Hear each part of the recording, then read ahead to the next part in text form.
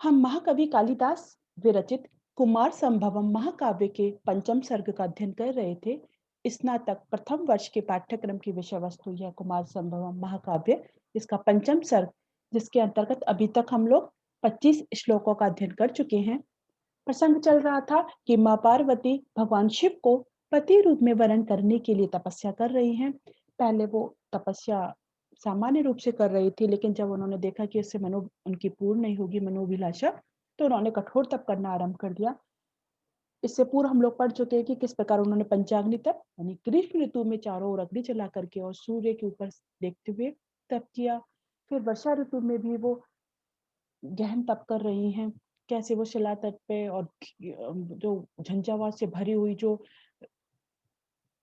बरसात हो रही है, उसमें भी वो बिल्कुल घर के बाहर रह रही है, खुले में रह रही हैं, शिला तट पर सो रही हैं और उस पार ऐसे जो पार्वती हैं, वो तप कर रही हैं और तो उनकी रात्रि जो है, वो उनके साक्षी हैं। इस प्रकार से हम लोग वर्णन पढ़ रहे थे। अब उसके बाद में जब वर्षा ऋतु है, उसके बाद में जो हेमंत ऋतु में पौष की रात्रियों में वो किस प्रकार से तप कर रहे हैं, इसका वर्णन करते हुए कवि यहाँ पे कह रहे हैं। निनाय सात्यंत हिमोत्किरा निलः सहस्य रात्रि रुद्वास्तत्परः परस्पराक्रंदिनी चक्रवाकयोः पुरा वियुक्ते मिथुने कृपावती। क्या है, अब वो ठंडी रात्रि है, शीतल हवा चल रही है बहुत, उसमें वो जल में खड़े होकर के तप कर रही हैं। यानी जैसी ऋतु ग्रीष्म ऋतु में और ग्रीष्म वाला काम कर रही हैं, सर्दी में और सर्दी वाला, तो वो उसमें खड़े होकर के यानी कठोर तप पार्वती माँ कर रही हैं। क्या कह रहे हैं देखो यहाँ पे, निनाय सात्यंत हिमोत्किरा निलः। पार्वती सा देवी पार्वती अत्यंत हिमोत्किरा निलः। अत्यंत माने बहुत अधिक, हिम माने बर्फ, अत्यधिक हिम कणों से जो व्याप्त है, अनिलः माने वायु, अत्यधिक यानी बहुत शीतल हवा है। पार्वती अत्यंत हिम कणों से युक्त वायु में हवाओं वाली सहस्य रात्रि पौष मास की रात्रियों में उद्वास तत्परा, जल में कहाँ तक खड़े होकर के, जलवास व्रत में संलग्न होकर के वो जल में खड़ी हुई है, कंठ तक जलवास व्रत में संलग्न होकर के वो क्या कर रही हैं, रात्रि को बिताती हैं। और उस समय क्या है, परस्परा क्रंदनी चक्रवाकयो, जो चक्रवाक है जो रात्रि में स्वाभाविक रूप से बिछुड़ जाते हैं और एक दूसरे को ढूंढते हुए क्या कर रहे हैं, आक्रंदन कर रहे हैं, एक दूसरे के लिए रुदन कर रहे हैं। ऐसे क्या है, जब वो रात्रि का समय है, जब वो जल में खड़ी हुई है पार्वती, उस समय परस्पराक्रंदनी चक्रवाकयोः, परस्पराक्रंदनी एक दूसरे को पुकारने वाले, परस्पर वो एक दूसरे को ढूंढ रहे, एक दूसरे को पुकारने वाले, पुरा वियुक्ते, सामने ही जो वियुक्त हो गए, पार्वती जी खड़ी, उनको दिख रहा है कि दोनों रात्रि होती कैसे बिछुड़ गए हैं। मिथुने जो चक्रवाक का जोड़ा है उस पर कृपावती माने दया से युक्त होती हुई, निनाय माने बिताती थी। किसको, रात्रियों को। अत्यधिक वर्षा काल में अत्यधिक शीतल जो हवाएं हैं, हिमकणों से व्याप्त अत्यंत शीतल हवाओं वाली पौष मास की रात्रियों को जल वाष्प में संलग्न होकर के और एक दूसरे को पुकारते हुए और उनकी आंखों के आगे ही जो व्यक्त हो गए हैं, ऐसे चकवाक के जोड़े पर कृपा करते हुए वे रात्रियों को बिताती थी। यहाँ पे जो पार्वती है उनके हेमंत ऋतु में पौष मास में जो है उनकी तपस्या का वर्णन है। और वो जो चकवाक के जोड़े को ये स्वाभाविक रूप से बिछुड़ जाते हैं, उनके ऊपर दयावती। तो ये ऐसा नहीं कि वो दोनों जोड़े बिछड़ गए, इसके प्रति वो काम वासना का यहाँ प्रभाव है। वो साधु स्वभाव ही होता है कि वो प्राणियों पर दया से युक्त होते हैं। इसी स्वभाव के कारण माँ पार्वती भी दुखी हो रही है, उन पे कृपा कर रही है। यहाँ पर भी जैसे कि हम पढ़ते आ रहे हैं, वंशस्थ छंद है संपूर्ण सर्ग में, तो प्रस्तुत श्लोक में भी वंशस्थ छंद है और माँ पार्वती की तपस्या का वर्णन किया गया है कि किस प्रकार से वो जो शीतल रात्रि है जिसमें ठंडी हवा चल रही है, किस प्रकार से तप कर रही हैं। अब देखो अगला, मुखेन सा पद्म सुगंधिना निशि प्रवेप मानाधर पत्र शोभिना तुषार वृष्टि छत पद्म संपदाम सरोज संधानम एवा करो पदाम एवा करोदपाम। क्या है, उनका जो मुख है कमल के समान सुगंधित है और ठंड के कारण उनके होठ कांप रहे हैं पार्वती के। तो ठंड के कारण जो होठ कांप रहे हैं, तो ऐसा लग रहा है मानो कमल है। और जो अत्यधिक हिम वर्षा के कारण जो कमल नष्ट हो गए सरोवर से, तो मानो उन्होंने पुनः सरोवर में, क्योंकि जो पार्वती हैं उससे मानो सरोवर में उन्होंने पुनः कमल से युक्त कर दिया। इसका वर्णन करते हुए कवि यहाँ पे कह रहे हैं, मुखेन सा पद्म सुगंधिना निशिहि। पद्म की सुगंधिना माने सुगंध से युक्त मुख है उनका जो, और रात्रि काल में माँ पार्वती खड़ी हुई है, उसके कारण उनके अदृष्ट कांप रहे, उसका वर्णन है। देखो क्या कह रहे हैं, सा पार्वती, वो पार्वती ने, निशि माने रात्रि काल में, पद्म सुगंधिना माने कमल की सुगंध से युक्त, सुगंधित जो है, प्रवेप माना अधर, पत्र शोभिना, कांपते हुए अधरोष्ट से, जो अधर है उनके, वो कमल की शोभा को धारण कर रहे हुए, कांपते हुए अधरोष्ट से जो सुशोभित है, कौन, मुखीन माने मुख से, क्या किया, तुषार वृष्टि छत पद्म संपदाम, तुषार यानी हिम की वर्षा से जिसकी कमल रूपी संपत्ति, छत मान पद्म, संपदा यानी कमल रूपी संपत्ति, छत माने नष्ट हो गई है। तुषार की यानी हिम की, जो हिम का बरसात होती है, ओलों की, उससे, हिम की वर्षा से जिसकी कमल रूपी संपत्ति नष्ट हो गई है, ऐसे अपाम, पीछे अंतिम शब्द देखो, सरोद सरोज संधानम इव अकरोद अपाम, ऐसे अपाम माने जल को, किसके जल को, सरोवर के जल को। तुषार की यानी हिमकणों की वर्षा के कारण जिसकी कमल की संपत्ति नष्ट हो गई है, ऐसे सरोज, ऐसे जल को क्या किया उसने, सरोज संधानम, कमल का संबंध, मानो इव अकरोध माने कर दिया है, मानो उन्होंने पुनः कमल का संबंध बना दिया है। क्यों, उनके जो मुख है, जो कमल की शोभा को धारण कर रहा है, सुगंध, कमल की सुगंध को धारण कर रहा है, और कांपते हुए अधरोज से कमल पत्र की शोभा को धारण कर रहा है, ऐसे मुख से। क्या कहना चाह रहे हैं कि तपोनिरता जो पार्वती हैं, उनका मुख स्वभावतः ही कमल के समान सुगंधित था। शीत की अधिकता के कारण उनके होठ कांप रहे थे, जिसके कारण कांपते हुए उनके होठ कमल पत्र की शोभा को धारण कर रहे हैं। इससे सुशोभित उनका मुख जो है, वो कैसा लग रहा है, जैसे सरोवर में उन जलों में जिनकी संपत्ति कमल की नष्ट हो गई है, उसमें पुनः कमल खिलाए हो, पुनः उसमें कमल हो, अर्थात कमल विहीन भी उन सरोवरों का जल कमलों से युक्त बना रही थी पार्वती जी। यहाँ पे जैसा कि मानो कर रही है, उत्प्रेक्षा अलंकार है, और जैसे सामान्य कमल है उसकी तो वो तो नष्ट हो गया, लेकिन पार्वती का मुख वो नष्ट नहीं हुआ, उसकी शोभा हीन नहीं हुई। व्यतिरेक अलंकार भी है, और दोनों निरपेक्ष रूप से उपस्थित है, इसलिए संकर अलंकार भी है, और वंशस्थ छंद तो है ही। अगला श्लोक देखते हैं,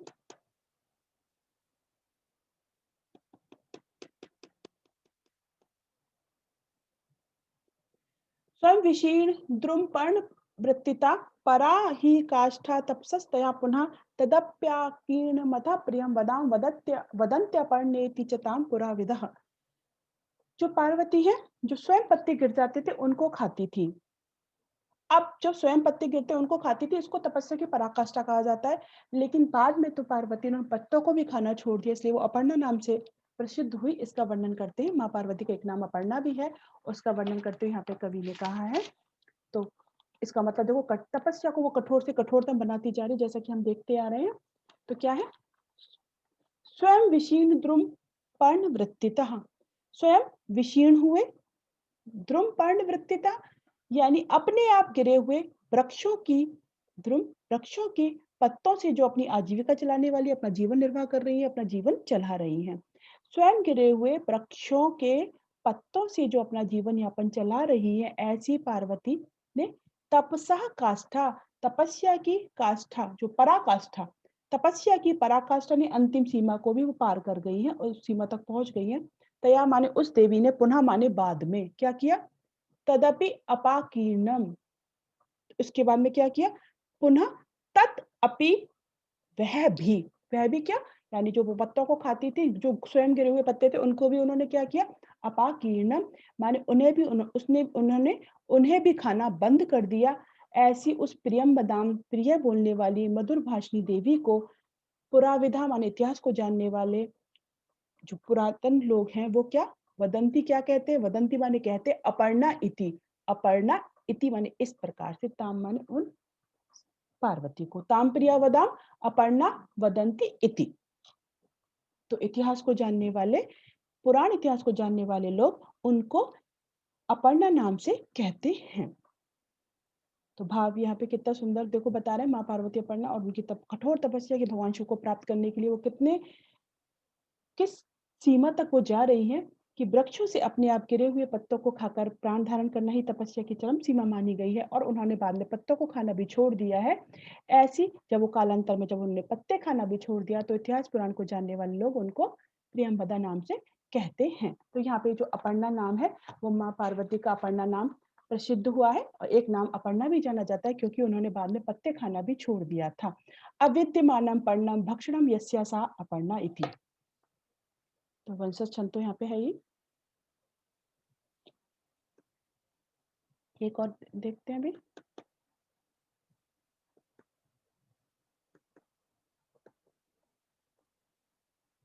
एक देखो अगला। मृणालिका मृणालिका पेलवम में वादिभि व्रतै स्वमंगलप्यन्त अनिशम तपा शरीरे कठिनैरुपार्जितम तपस्विनाम दूर अधश्चकारसा।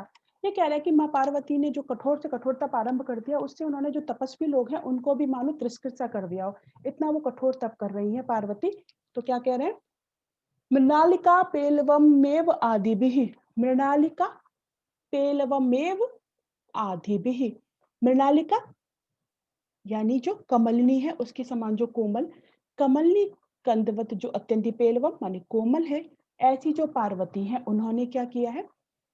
कमलनी पद्मिनी के समान, पद्मिनी कंदवत जो कोमल है, मृणालिका पेलवम कमलनी के समान जो कोमल है, ऐसी वो पार्वती उन्होंने स्वयं अंगम अपने शरीर को एवं आदि भी व्रत ही इस प्रकार के व्रतों से, यानी हम देखते आ रहे किस प्रकार से वो ग्रीष्म ऋतु में व्रत तपस्या कर रही हैं, किस प्रकार से वो वर्षा ऋतु में तपस्या कर रही हैं, किस प्रकार से वो हेमंत ऋतु में पौष की रात्रि में तपस्या कर रही हैं, इस प्रकार का। और क्या वो खा रही हैं, किस प्रकार से वो उनकी पारणा विधि है, इन प्रकार के व्रतों से वो अपने आप को क्या कर रही हैं?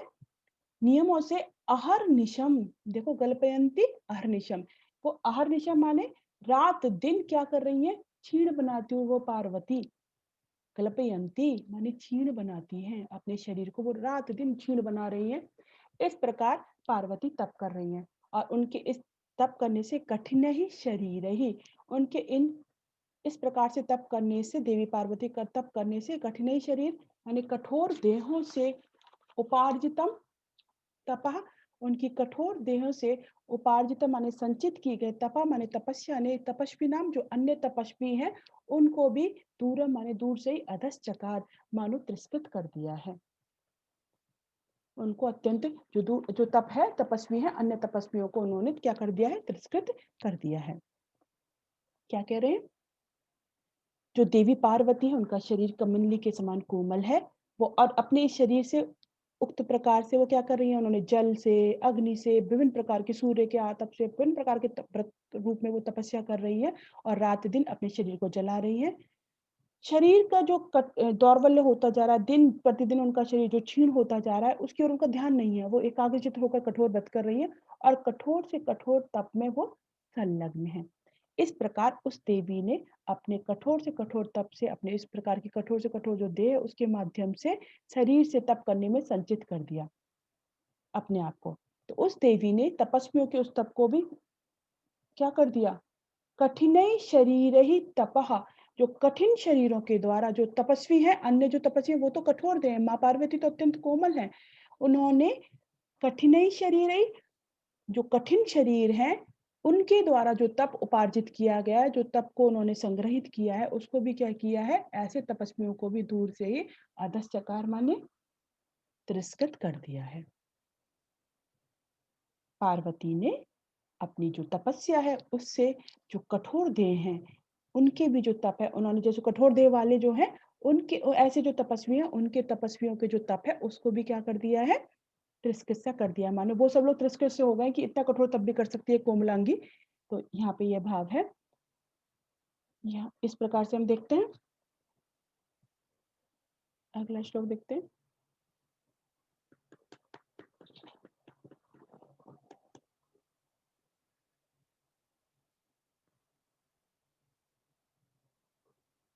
इसका मतलब क्या कहना चाह रहे हैं? तपस्वियों से बढ़कर के माँ पार्वती ने तपस्या की है, यह भाव यहाँ पे है। अब उनकी तपस्या के लिए उनकी परीक्षा लेने के भगवान शिव आने वाले हैं, इसका वर्णन है। यह श्लोक पूर्ण रूप से इसमें नहीं आ रहा है तो हम इसमें देख लेंगे। अथा जन अथा जिनाशार धरा प्रगल्भवाग ज्वलन ब्रह्ममयेन तेजसा विवेश कंचित जटिलस तपोवनम शरीरबद्धा प्रथमाश्रमो यथा। अब उनके बाद में उनकी परीक्षा लेने के लिए भगवान शिव आ गए हैं, जैसे कि ब्रह्मचार्य आश्रमी शरीर धारण करके आ रहे हैं। तो उसका वर्णन करते यहाँ पे कहा गया है, एक मिनट, ये पूरा श्लोक इसमें नहीं आ रहा है तो हम एक देखते हैं इसे।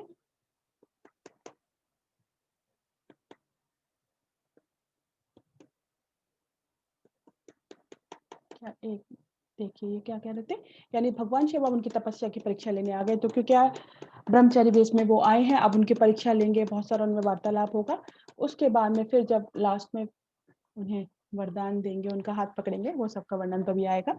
क्या कह रहे हैं, अथ माने इसके बाद में, यानी इस प्रकार की जो तपस्या कर रही है, सारा चीज हमने जो वर्णन किया, उसके बाद में क्या हुआ, अथ अथा जिनाशार धरः मृगचर्म को और प्लास दंड को धारण किए हुए प्रगल्भवाक माने प्रगल्भ वाणी बोलने वाले, अथ माने इसके बाद में कृष्ण मृगचर्म और पलास दंड को धारण किए हुए और प्रगल्भवाक माने प्रौढ़ एवं निर्भीक वचन बोलने वाले, ब्रह्ममय तेजसा ब्रह्ममय तेज से, यानी वेद जनित जो अभ्यास है उससे, वेद का जो उन्होंने अभ्यास किया उससे ब्रह्ममय तेज है उनका, उस ब्रह्ममय तेज से ज्वलन निर्माणों प्रकाशित से हो रहे हैं। अथ माने इसके बाद में मृग चर्म और प्लास दंड को धारण किए हुए और प्रगल्भ वाणी को बोलने वाले और ब्रह्ममय तेज से मानो जलते हुए से प्रकाशमान से, कश्चित जटिला कोई जटाधारी, नीचे वाली पंक्ति देखो, कश्चित जटिला कोई जटाधारी तपोवनम विवेश, तपोवन में प्रवेश किया, किश्चित किसी जटाधारी ने तपोवन में प्रवेश किया।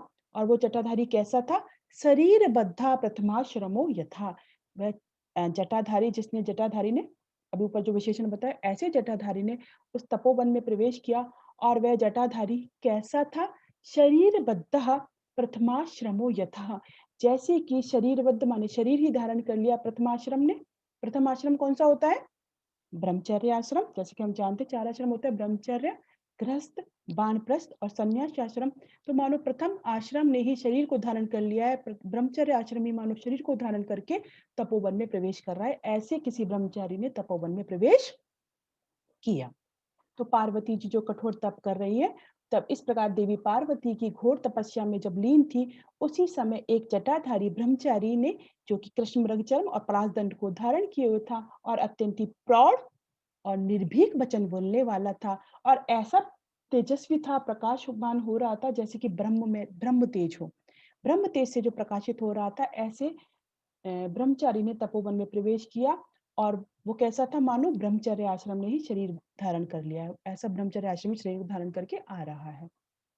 तो यहाँ पे जो यथापद है उससे हमें उत्प्रेक्ष अलंकार भी पता चलता है, मानो ऐसा ब्रह्मचर्य आश्रम ही शरीर धारण करके आ रहा है, वंशस्थ छंद है ही। इस प्रकार हम देखते हैं। अब जब जो हम पढ़ रहे थे कि माँ पार्वती तपस्या करने के लिए आई है, माँ पार्वती ने तपस्या की है, अब उनकी तपस्या का फल मतलब लगभग अब उन्हें मिलने वाला है, और उनकी परीक्षा लेने के लिए ब्रह्मचारी रूप धारण करके भगवान शिव ही आए हैं। ये अभी आगे देखो वर्णन आएगा, लास्ट में हमें पता चलेगा। आज की हम यही समाप्त करते हैं, आगे की श्लोकों का अध्ययन हम आगे करेंगे।